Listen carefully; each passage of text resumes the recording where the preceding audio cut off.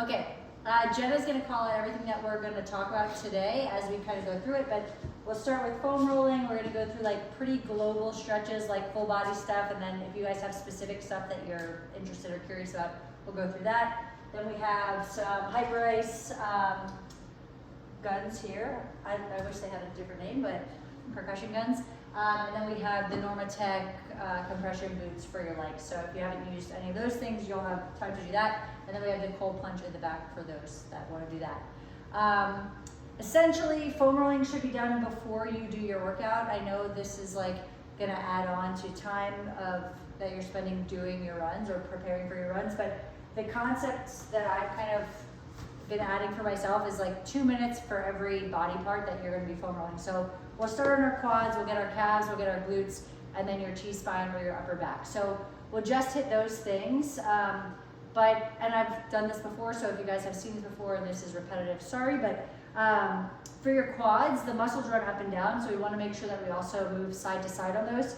So when you start on a foam roller, and as you can see, we've got a couple, the white ones or the blue ones tend to be a little bit softer, and those are actually my preferred choice because when they're hard, you tend to tense up, so you don't actually like get the benefit of the foam roller because you're kind of fighting and contracting your muscles to get through it. So with a softer foam roller, to start on your quads, you'll kick one leg out to the side, kind of like a kickstand, get on your forearms, moving up and down first and foremost, just to kind of get comfortable on it, see that you can relax into it.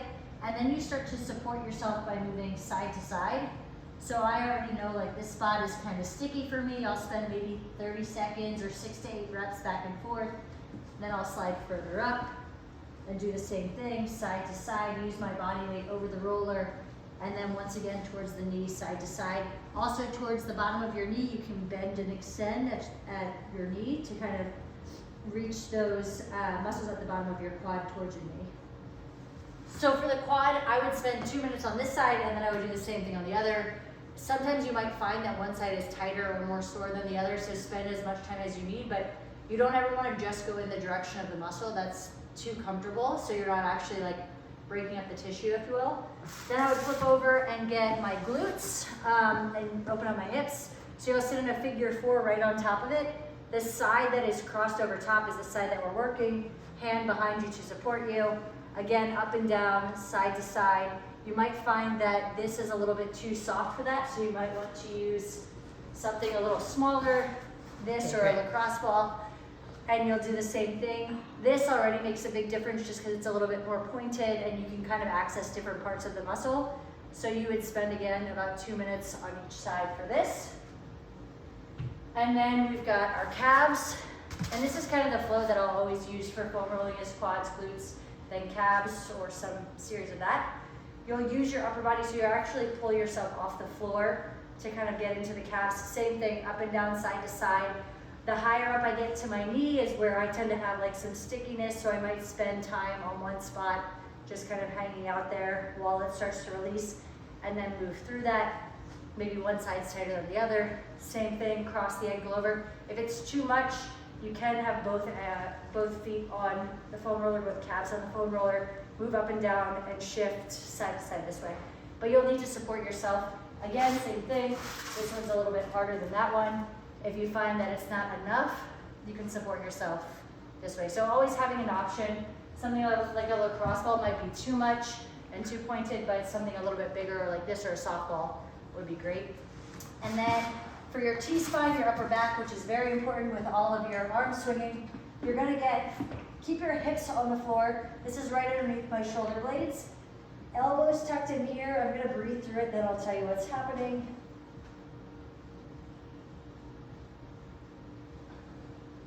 So I'm gonna exhale on my way back, keeping my elbows in nice and tight. And then I'm gonna inhale on the way back up, and I'm paying attention that my ribs aren't flared way up here by keeping my elbows tucked in. And I can even feel a stretch through the back of my arms and into my shoulders. And then I might have to slide down to a new position to get a little bit further. But again, we want those elbows tucked in nice and tight, butt stays on the floor. And then some people do like to get their upper back and shoulders in this manner. I don't find that to be specifically or particularly very helpful for me, but if you feel like you need something like that, you can use this. again, a ball or a lacrosse ball in your shoulder blades or around your scapula. Any questions on foam rolling? I'll definitely be out of breath every segment. So again, white ones are softer. The black ones tend to be a little harder. There's a blue one if you're looking on Amazon that's also soft. And then these ones are kind of a grid. So they have this like PVC or plastic on the inside. These I don't love because it tends to be like you kind of fight it a little bit, but the grid does kind of break up the muscle a little different. So whatever you can really manage, and then they do make travel sizes of all these different tools as well. Next on foam rolling, or what would be similar, you could do this before or after, are these percussion guns. This one's Hyperice, I think Theragun, and now I'm sure there's all sorts of knockoff brands. Similar in concept, you would start on one muscle group and work your way through. I said unless that lawsuit pans out. Oh yeah, that's true. So for quads, same thing. You'll go up and down, kind of find the spots, and then side to side. There are a lot of people that tend to overdo this. This is used as just a tool. It's not going to fix things. You're never ever going to use it on your neck or your shoulders, but using it as a tool to warm things up is very helpful. Kind of find the same areas. Again, not more than 2 minutes. You can even get like the front of your shin here, where it's muscle, and avoid being on any bone. Same thing for glutes, but again, this is more, I would tend to lean into lower body with this and stay away from neck and shoulders. So they have different levels. They have some that are heated now, all sorts of different ways to use those. What else do we have? From foam rolling or on to the next? On to the next. I would just say if you're going to invest in anything from today, a foam roller. Yeah, if you don't already have a foam roller, that's step one. You want to run through the stretches? Yeah. All right, elevated pigeon stretch. All right. So this one you can do on your couch or the front of your bed, or I'm going to use this block here. If you're in a gym, you can do this on a bench. So you need something that is high enough for you to stay either standing or to get your back knee supported. So we're going to kick one leg up and start to stretch. I can feel this in the outside of my left hip. You want to keep this as close to 90 as you can, but you want to be mindful that you're not forcing this knee downward. There's a lot of tendons and muscles around your knees and hips that can be pulled on. So you just want to find like a comfortable stretch. Again, hanging out in here. Clearly my hips are very tight. If you are more flexible, you can walk your hands out forward, but 90 seconds to 2 minutes, hang out in that position. If it's too high, you can turn it to the side and get your back leg closer to the floor so that you get a little lower and find a deeper stretch there. Elevated pigeon stretch. 90-90 shin box. 90-90 shin box for internal and external hip rotation. So anyone that's having like tightness in their hips, maybe they're feeling their adductors and inner thighs are working too hard. This is a good one for you to hang out in. So you'll find 90 degrees everywhere. So 90 degrees from hip to knee, 90 degrees from knee to ankle at your feet, and then same thing on the back side. So starting in this position, just simply leaning into it a little bit and holding the position is great. Then you can start to work through transitioning from one side to the other. Then you can transition with no hands, kind of windshielding your legs back and forth. And then you can even focus on just lifting for external rotation, the back knee, or for internal rotation, the back heel. And one of these will be harder. For me, the right side is way harder to do than the left side is, which is not wrong, but you wanna make sure that this leg stays stable and just work this. So even if it barely comes up, that's okay. You wanna work on driving the knee down as this comes up, and then you wanna work on driving the arch of the foot into the floor while this leg stays stable and this knee comes up. Couch stretch. Couch stretch is similar in the vein of the pigeon stretch. You'll need some sort of tool, preferably your couch. We'll use this.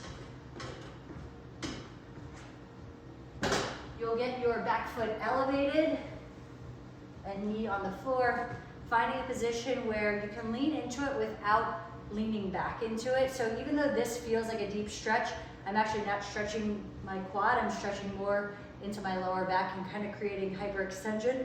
So we want to stay stacked, ribs over hips, and start to lean into it. So from the side, that will look like this. Squeezing your butt cheek on the side that's on the floor and leaning your whole body forward. So again, we don't want to be here.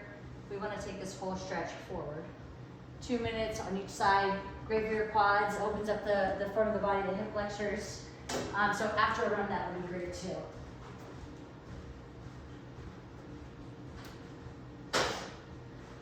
And then the frog stretch. Ooh, I need some padding for that. Definitely need some padding for that. So frog stretch is, you're gonna feel a big stretch in your inner thighs, your adductors and abductors, a yoga mat or some pillows, feet again, 90 degrees, walking onto your forearms. The further out your knees go, the deeper you're gonna feel the stretch. It doesn't have to be super intense, it just has to be enough to kind of feel the stretch through your groin down towards your knees. This one's like actually taking my breath away. I'm very sore. So those would be like kind of your global stretches for after a run. You're gonna kind of hit everything in your lower body. The other thing is the world's greatest stretch, which you could use before or after your run. That's gonna start in a high plank, stepping your right foot outside of your right hand. You can drop this back knee down. You can reach this inside hand up and kind of find different positions that feel really nice for you. Then you'll come back into that plank again, switch sides, drop the knee if that's right for you. You can also keep this up and move it into a more dynamic stretch just by moving through here a couple of times. Whew. Any other stretches? Nope. Okay, great. Do you guys have questions on specific muscles that are sore that need stretches? You feel pretty okay. Cool. Great. Breath work. Oh, you're gonna have to guide me through these. I won't be able to talk. What's the first one? Nasal breathing. So nasal breathing, that's on the list in the runner's handbook as a way for you to really make sure that your easy runs are easy, just breathing in and out through your nose. So literally not opening your mouth whatsoever. You can practice it when you're walking. Running when you do it is very difficult, but nasal breathing is a good way to ensure that you're running easy. I don't have to demonstrate that, I don't think. No. Box breathing. So box breathing is inhale, hold, exhale, hold, all for the same amount of time. So after I do a strength workout, I'll kind of spend maybe 3 minutes on the floor, letting my feet kind of relax into the floor and my lower back get heavy. And I'll inhale through my nose for 4, hold for 4, exhale for 4, hold for 4. And I'll kind of repeat that cycle for 3 minutes as a way to kind of bring my system back down after workout. You can do it after you run. I just like to do that after I lift. So that's a good way to kind of bring your system down, helps with like restoring your body into a more parasympathetic state after you've been doing the work. Is that what kind you would recommend for like cold plunging? Yeah, before you do any activity that's difficult or challenging, it's a good way to kind of get yourself focused as well. So because it's like this restful state, before you get into something cold or into a sauna or something that's going to be challenging for you, it pulls you kind of out of that fight or flight mode and allows you to relax into it. Diaphragmatic breathing. Diaphragmatic breathing, that's 360 degrees. Again, I just always do breath work on my back. I think whatever's comfortable for you, but this would be kind of filling your belly up, so, and then emptying your whole body out. So you're thinking about 360 degrees. Can I feel my inhale in my back, in my belly, in my chest, in my shoulders? Big deep inhale through my nose. And a big exhale out through my mouth like I'm blowing up a balloon. And also being in this position allows for my pelvis to kind of relax into the floor.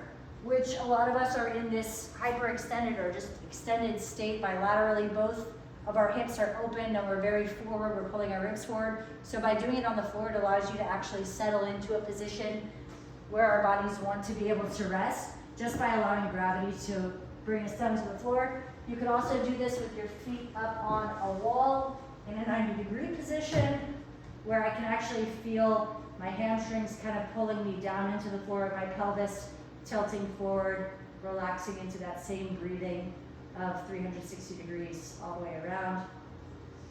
So you'll fill your belly up, feeling your back get even heavier on the floor because my feet are up, and then exhale out through your mouth. And you'll continue that for a couple of minutes as well. Unless you wanted to show any other strategic breathing patterns, just cadence breathing. Yeah, cadence breathing also is great for running. So it's, if you're having trouble figuring out how to breathe when you're running, you can do an inhale every 2 steps and an exhale every 2 steps, or every 3 or 4 steps, kind of trying to match your rhythm and being more rhythmic with your breathing so that you're not huffing and puffing and kind of picking up your pace and then pulling back your pace. So cadence breathing is really just rhythmic. For something like the cold plunge, before you go in there, you could do faster inhales and exhales. Again, I would do that on the floor, where you kind of breathe in through your nose and out through your mouth pretty quickly. So that will look and sound a little silly, but so you kind of get yourself into this like hyper, there's a word for this that I can't think of it, when you're having trouble breathing, it's called hyperventilating. Hyperventilating, thank you. So you actually are creating kind of a hyperventilation, and this is what the Wim Hof method kind of does. It puts you in this state where you're breathing so quickly and so intensely, like your fingers might get a little tingly and your toes, and then you hold your breath and allow your system to come back down, allow your heart rate to come back down before you get into a cold plunge. And that tends to be like a great tool for a lot of people that don't like to get into the cold water. There's that one, and then there's another breathing method called holotropic breathing, and that's more of a 2 breaths in, 1 breath out. So that's similar in concept, just a little bit more rhythmic. So it's, I think sometimes when you do like a series of 30 breaths of just in and out, you get lost in counting or lost in the time of it all. So that's just another way to kind of change the breathing of it all. Any questions on any of that?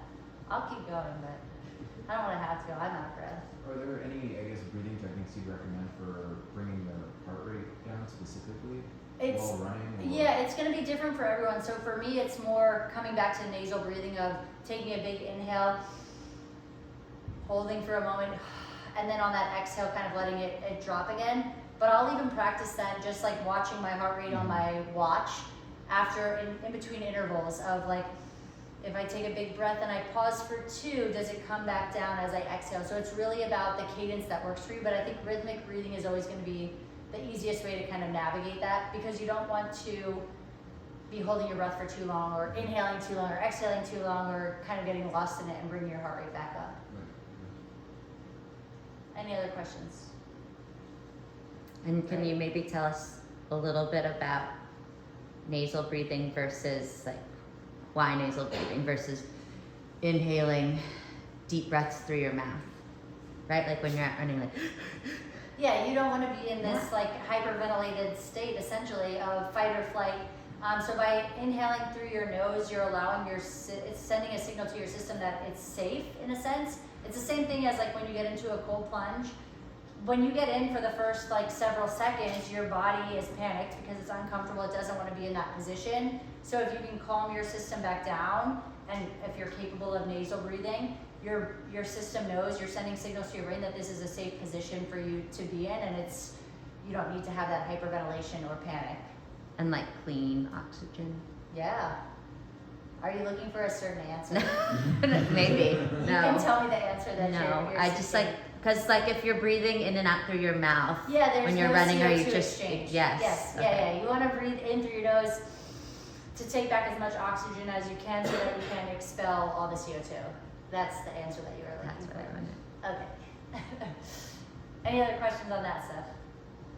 Cool. So we have compression boots. So you guys are free. If anyone wants to cold plunge, we can kind of set you up for that. One of us will help with that. I'm certainly going to do that. And then we also have 2 sets of compression boots and foam rollers. But I would just like play with the tools that we have, make sure you guys feel really comfortable using them if you don't already, and even